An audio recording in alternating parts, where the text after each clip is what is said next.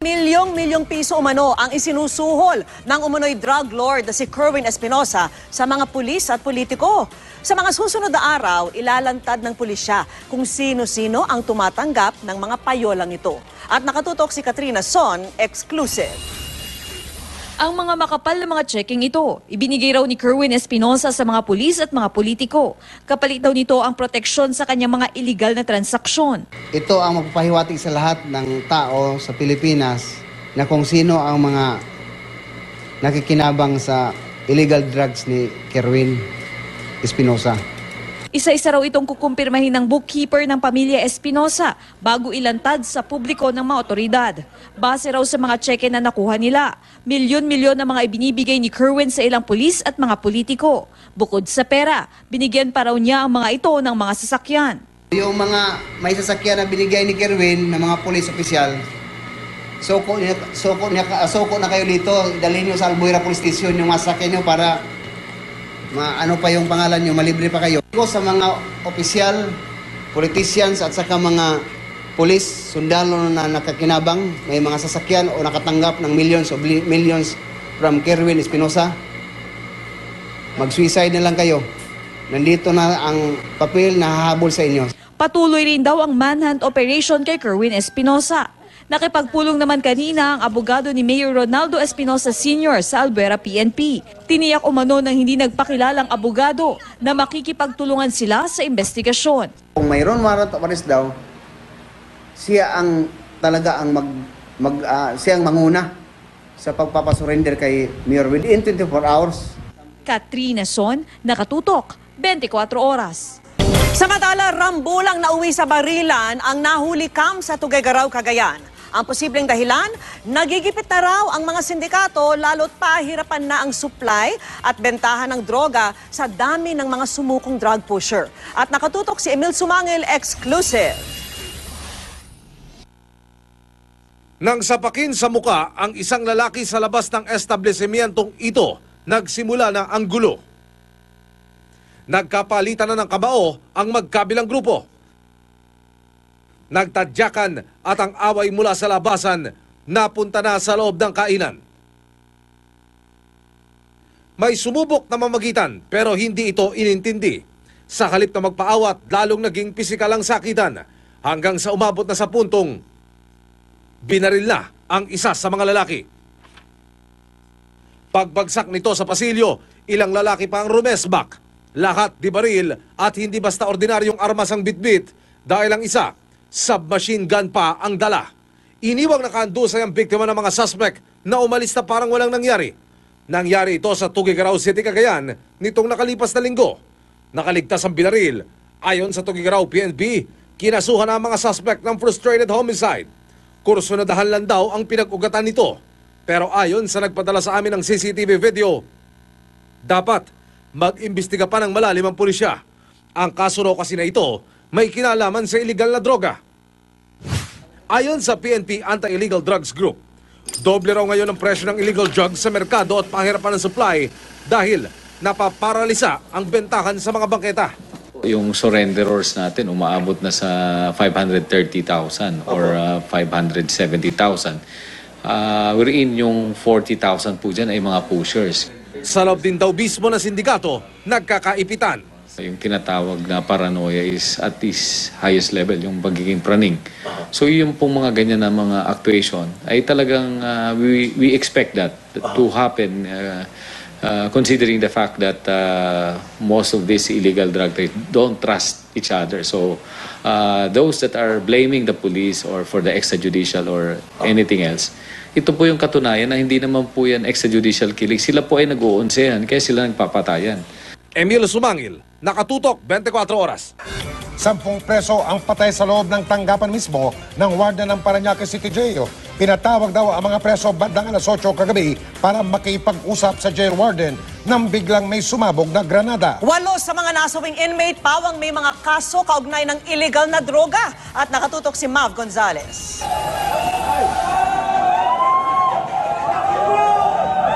Nagkagulo sa Parañaque City Jail kagabi matapos ang isang pagsabog sa opisina ng jail warden.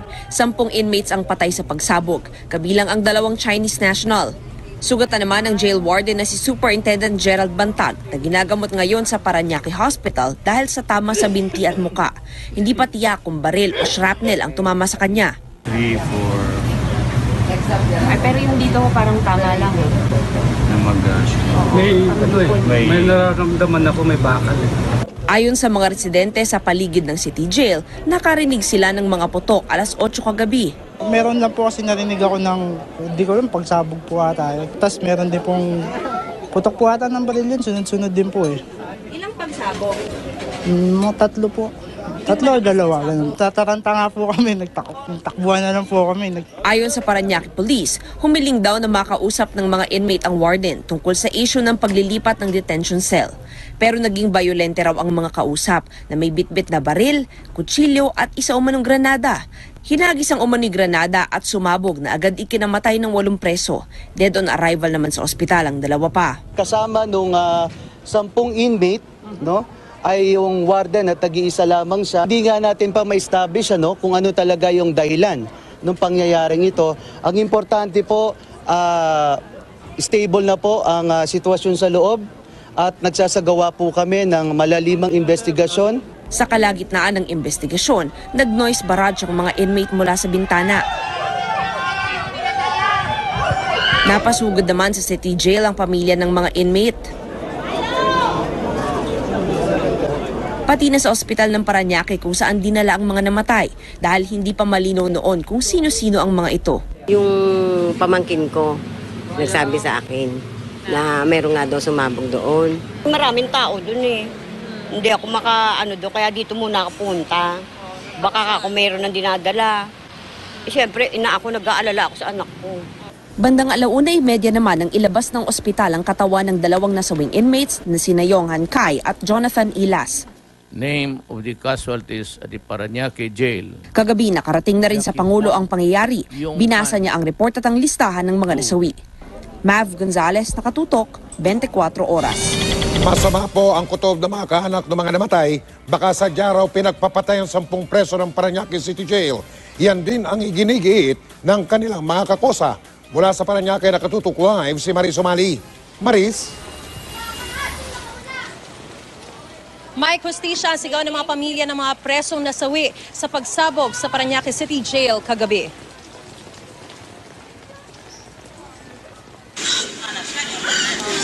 Napahagulgol si Cindy nang malamang kabilang sa 10 namatay kagabi ang pinsan niya si Warren Manampen, 35 anyos na nakulong dahil sa drug case.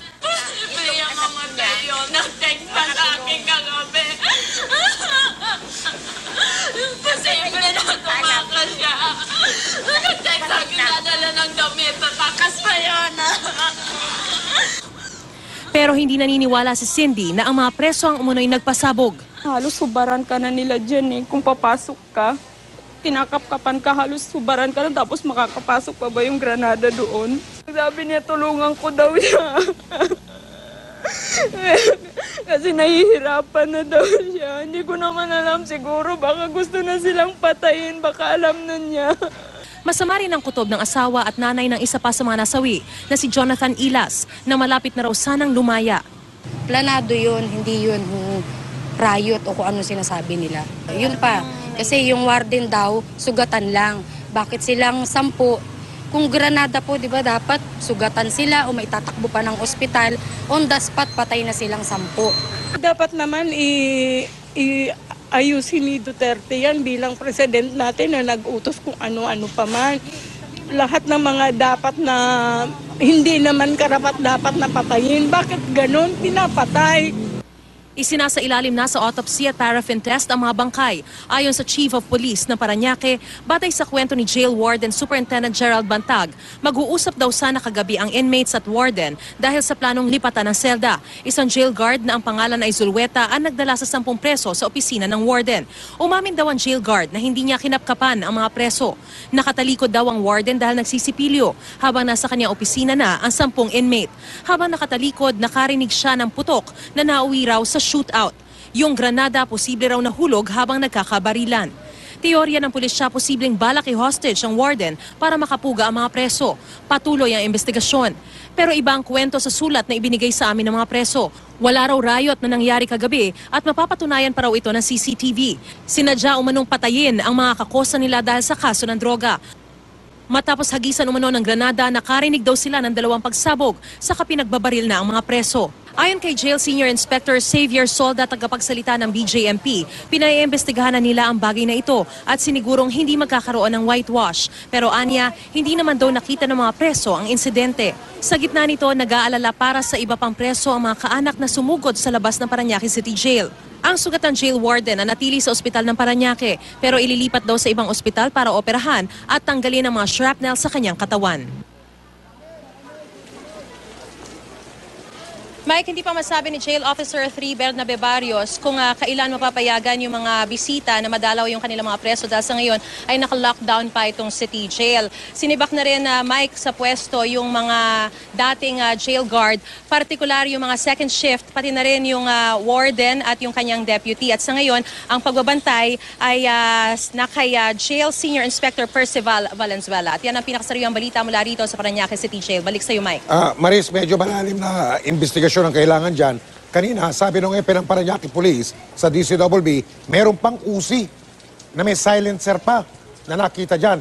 May balita ba kung hinalughog yung Parañaque City Jail matapos yung pagsabog at kung ano mga nakuha, Maris? Yes, Mike, nabanggit din yan dun sa mga dun sa press con, no? Kanina sa BJMP, bagamat hindi tayo yung pumunta doon dahil nasa Quezon City yung press conference na naganap na yon. At binanggit nga doon yung mga nakita o yung mga nahalughog na mga armas. Pero sa ngayon ay wala pang definitive o conclusive na details na ibinibigay sa atin ang itong si Xavier Solda, yung tagapagsalita ng BJMP, at patuloy pa rin daw yung isinasagawang investigasyon kaugnay nga sa insidente at kung ano-ano pa yung mga nahalughog sa naturang preso. Mike. Maraming salamat, Maris Somali. Nagsorry si Pangulong Rodrigo Duterte kay Chief Justice Maria Lourdes Sereno matapos ang manghang niyang payag laban sa punong maestrado. Kasabay niyan, nagbabala ang Pangulo na sisirain niya sa publiko ang isang babae daw ng opisyal ng gobyerno. Nakatutok si Ian Cruz. Ikaw ang niwarningan ko, hindi ako. Do not create a crisis because I will order everybody in the executive department not to honor you. Nitong Martes, palaban ang tugon ni Pangulong Rodrigo Duterte kay Chief Justice Maria Lourdes Sereno dahil sa liham nito tungkol sa pagkakasama ng ilang huwes sa drug list. Muli pang nagpasaring, kinabukasan, hindi na nagkomento noon ang punong maestrado. Kagabi, iba na ang tono ng Pangulo at humingi na ng paumanhin sa mga nasabi kay Sereno. I got tangled with the Chief Justice. I would apologize to the Chief Justice for the harsh words. It was never intended. But ako kasi, because of the magnitude of the problem, it was my way of solving the problem within the ambit of my powers as President. Malugod na tinanggap ng Chief Justice ang pagsusori ng Pangulo. The Chief Justice appreciates the President's latest remarks. As previously announced, she will no longer say anything on this matter. Sabi naman ng Korte Suprema, magsisimula ang fact-finding investigation sa 4 na incumbent judges na nasa drug list ni Duterte. Oras na maglabas sila ng resolusyon.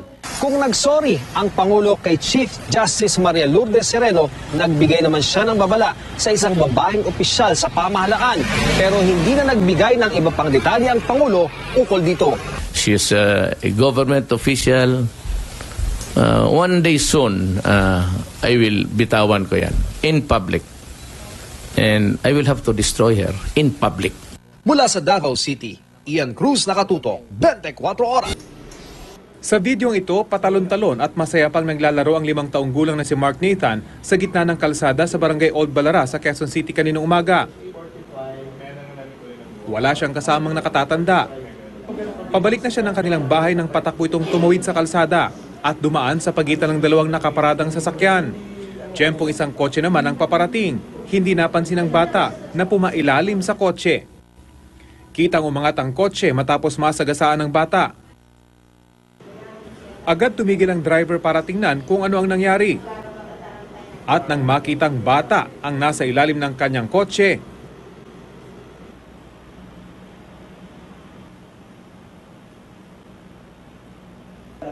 nagtatakbo na ito palayo.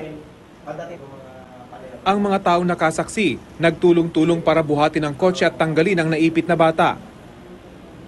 Itinakbo sa ospital si Mark na himalang nakaligtas. Tanging nananakit na balikat at galos sa mukha ang tinamo. Pero isa sa ilalim pa raw siya sa mga pagsusuri para tiyaking wala siyang internal injuries. Ang nakasagasang driver, kinilalang si Engineer Rene Gutierrez, dumiretso pala sa barangay outpost para sumuko. Sinamahan siya ng mga investigador sa ospital para tiyaking ligtas ang bata. Dito nagkita sila ng lolo ng bata na dati pala niyang foreman sa construction company. Tumangging magpaunlak ng pahayag sa kamera ang driver pero hindi naman daw nila pababayaan ang pangangailangan ng bata. Sisiguraduhin po namin na susuportahan namin hanggat makalabas yung bata. Hindi namin pababayaan po. Yun lang po ang ng office namin. Hindi naman daw niya sukat-akalay na mangyayari. Tama naman sinabi niya, hindi. Pero disgrasya yan eh. Ang sa akin lang, may preno yung sasakyan. Dapat na may preno siya eh. Bata yan eh. Paalala ng tauhan ng barangay. Eyes on the road. So maging alert o kaliwat kanan. Gagaya po niya nung nakita po natin, biglang lumabas yung bata, no, coming from nowhere. So hindi din po in-expect ng driver na meron lulusot na bata doon. Rafi Tima, nakatutok, 24 oras. Mga kapuso, inatasan na po ang Philippine Army na maganda para sa tinatawag na military honors na igagawad para kay dating Pangulong Ferdinand Marcos. Yan ay sa paghihimlay sa kanya sa libingan ng mga bayani. Nakatutok si Sandra Aguinaldo. Sa gitna ng mga pagtutol, desidido pa rin si Pangulong Duterte na ilibing sa libingan ng mga bayani si dating Pangulong Ferdinand Marcos. The law says that it does not even mention mga heroes. It simply says that if you are a soldier, and in another section of the law, there is that the president's law. Yung iba nag-retire.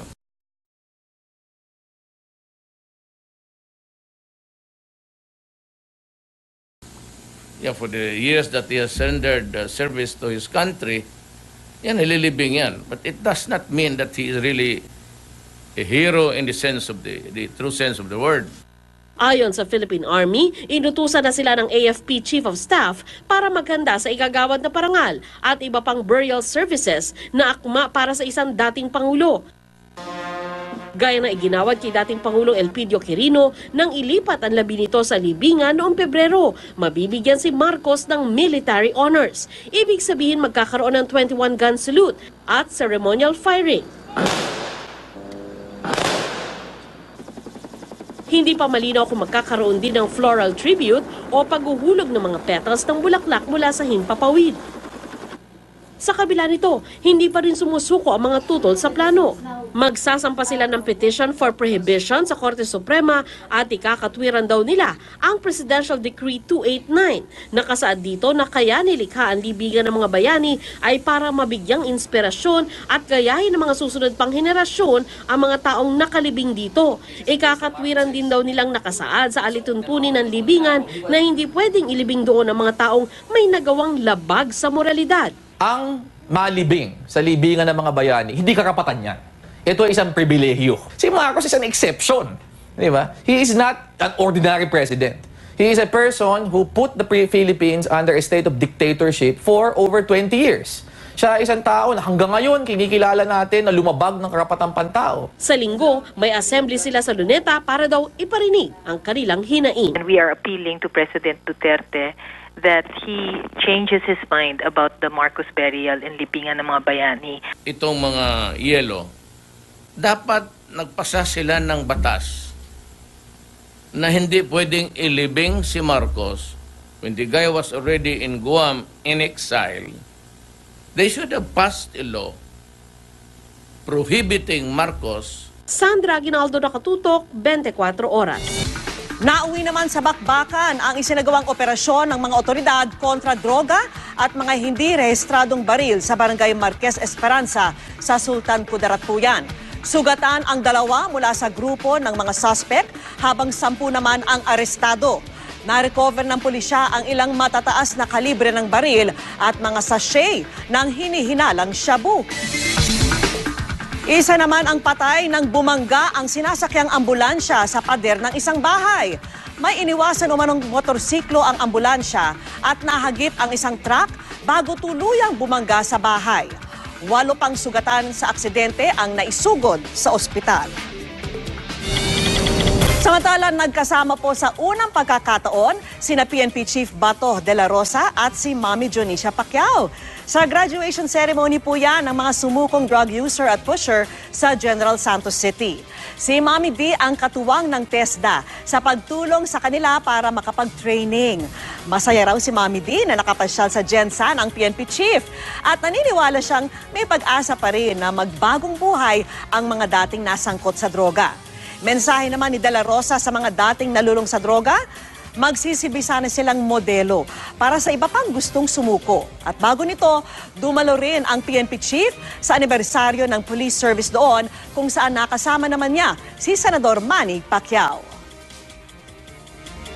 Sabi na, may maganda pa papuntahan yung ating pag-surrender. So kayo yung magiging role model. You will be the role models to all the drug users, drug pushers. Salamat nagluksang loob kayo pag-surrender para maligaya ang buhay ninyo, para masaya. Alam mo ba pag-asa, may pag-asa ang buhay ninyo. Up next, si presidential daughter Kitty Duterte lakas maka-millennials sa kanyang video. Tampok sa online app na Musical.ly ang kakulitan at talent ng presidential daughter na si Kitty Duterte. Ang bibo side ni Kitty, silipin natin sa chika ni Nelson Canlas. Tila isang reserved na bata ang presidential daughter na si Kitty Duterte kapag nasa harap ng publiko. Pero si Kitty may ibubuga pala sa pagpe-perform. Lahat ng yan, one search away lang at makikita na online sa kanyang Musical.ly videos. Swag na swag pa rin si Kitty, suot ang kanyang white floral dress. Speaking of dresses, kapansin-pansin din ang ethnic touch ng kanyang outfit sa videong ito. Tatak Pinoy naman ang rap song na pinerform niya with her classic hip-hop grooves. Sing-astig din ang kanyang amang si President Digong habang nakakap. At eto, in one short video, naka 3 outfit changes si Kitty. Patunay na isa sa mga paboritong pastime ni Kitty ang gumawa ng videos. Ang isang set of videos na nagawa niya habang sakay ng isang private plane. Tuloy pa rin sa pag-video kahit nasa outdoor o nasa itaas ng Ferris wheel. Kung ang maraming Musical.ly videos nakafocus sa facial expressions, si Kitty kayang pagsabayin yan with her various hand gestures. Pang lip-sync battle stage naman ang peg niya rito. Nelson Canlas, updated sa Showbiz Happenings. And that's it for our week-long chikahan. Ako po si Valania. Sir Mike! Miss Vicky! Mga kapuso, iya, direct paki-close up. It's a boy. It's a boy. Excuse me, baby boy. Drew, you are the man. Ayan, salamat. You are the daddy. Ito ang ating baby gift shower sa Kwan. At sa isang linggo, kung hindi nyo pong mapapanood siya, alam nyo na kung bakit. It's a boy! It's a boy! At soon to be na. At ang dasal namin, maging ligtas iya ang iyong panganganak sa... Siyempre. Sana. At maging healthy si Baby Antonio Primo. At sana marami kang ma-produce na gatas para sa kanya. Sana. Talagang baka lang ang peg. Sana! Exciting! Thank you, Ate Vicky. Thank you, Sir Mike. Thank you, 24 Oras family. At yan po ang mga balitang ating tinutukan sa nakalipas sa 24 oras. Maraming salamat po sa inyong patuloy na pagtitiwala. Mula sa tahanan ng katotohanan, ako po si Mike Enriquez. At ako po si Becky Morales. Ito ang GMA. Walang kinikilingan, walang pinoprotekta.